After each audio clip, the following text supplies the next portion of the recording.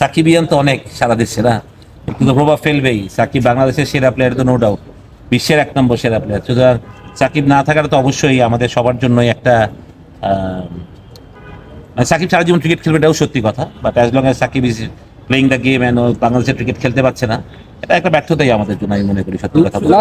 কারণ আমরা সাকিব, আমার কাছে সবসময় মনে হয় ডেফিনেটলি সাকিবের হয়তো পলিটিক্স করেছে end of this career, but সাকিবের সারা বাংলাদেশ সাকিবকে চিনে আছে ক্রিকেটার হিসেবে, বিশ্বসেরা ক্রিকেটার হিসেবে, ওর উত্থান ক্রিকেটার হিসেবে, ওর সব কিছু ক্রিকেটার হিসেবে। সুতরাং পলিটিক্স করেছে, কতটা অন্যায় করেছে এটা আমি বলতে পারবো না, বাট আমরা ওইটুকুও 8 মাসটা ওরা এত বড় লম্বা ক্যারিয়ারের কাছে মিলাই ফেললাম, এটাই আমার সবচেয়ে বড় লাগে যে ওরা এত লম্বা ক্যারিয়ারের সাথে 7টা মাস আমরা করতে পারলাম না। তাকে বাংলাদেশকে এত কিছু দিয়েছে, তো সেখানে যদি আমরা একটু রিজেক্ট করা বুদ্ধি দিতাম, আমার মনে হয় যে দেশের একটা প্লেয়ারও দেশের সবচেয়ে বড় টুর্নামেন্টটা খেলতে পারবে না। ডেফিনেটলি প্লেয়াররাও অনেক হতাশ আমার মনে হয়, যদিও সবাই হয়তো মাইকের সামনে বলতেও পারে না এভাবে, বাট আমি মনে করি সব প্লেয়াররাই একটু frustrated. Shakib is very friendly with the players, সবাইকে সবসময় সাপোর্ট করে, হেল্প করে সবাইকে, আমি মনে করি। তো খারাপ লাগছে দেখি। ওই জায়গায় বড় কথা আছে তো যে form is temporary, class is permanent. তো Liton is a class player, তো আমি মনে করি যে ডেফিনেটলি ওর একটা ব্রেক দরকার ছিল, ব্রেক নিক।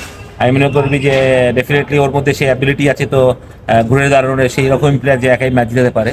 তাই বিলিভ ওর গুড টাইমসগুলো আমাদের সাথে এবার হবে, ও সেভাবেই দলকে ব্যাটিং এলে আমি মনে করি he is our main strength.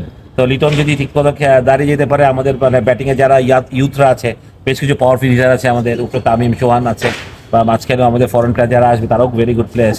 তো আশা করি আমাদের batting will be very very strong, সেটা অবশ্যই। আর আমি মনে করি যে মানে লিটনেরও মানে যত খারাপ সময়টা মনে হচ্ছে ফেলে এসছে ওয়েস্ট ইন্ডিজে। এবার কি একটু নিজের হালকা মনে হচ্ছে, মানে আশেপাশে খুব বেশি আওয়াজ নাই, কনফ্লিক্ট অফ ইন্টারেস্টের কথাবার্তা নাই, এবার কি একটু হালকা মনে হচ্ছে? না, তা তো অবশ্যই হালকা তো অবশ্যই। এটা কনফ্লিক্ট ইন্টারেস্ট আসলে কোনো সময় ছিল বলে আমি মনে করি না, এটা একটা বানানো জিনিস ছিল। কাজ করলে আসলে যদি আমি অনেস্ট থাকি, তাহলে কাজ করলে সেটা প্রবলেম হয় না।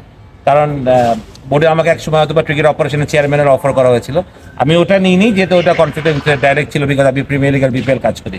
কিন্তু যখন আমি ডেভেলপমেন্টের চেয়ারম্যান ছিলাম, ওইখানে ম্যাক্সিমাম প্লেয়ারই বিপিএল আর প্রিমিয়ার লিগ খেলে না, সুতরাং কনফিডেন্সের চান্স ছিল কম। বাট এটাকে অনেকে সেভাবে রস দিছে, বানাইছে, এই জন্য এটা বেশি কথা হয়েছে আসলে।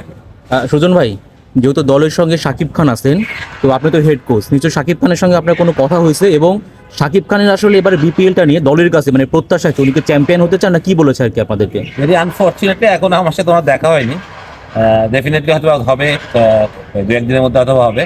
তো আই ওয়াজ বিজি, উনিও অনেক বিজি থাকেন ডেফিনেটলি, তো হবে ডেফিনেটলি। ঢাকা টিম বানিয়েছে, প্রত্যেকটা টিম তো বানায় ভালো কিছুর আশায়, ফাইনাল খেলার আশায়, চ্যাম্পিয়ন হওয়া। ক্রিকেটটা তো অবশ্যই, আর এই ফর্মেটটা তো অবশ্যই একটা লাক লাগি, তো লাক ফেভার করে, তাহলে ডেফিনেটলি ওয়াই নট। বাট কথা হলে বুঝতে পারবো না এক্সপেকটেশনটা কি। সুজন ভাই,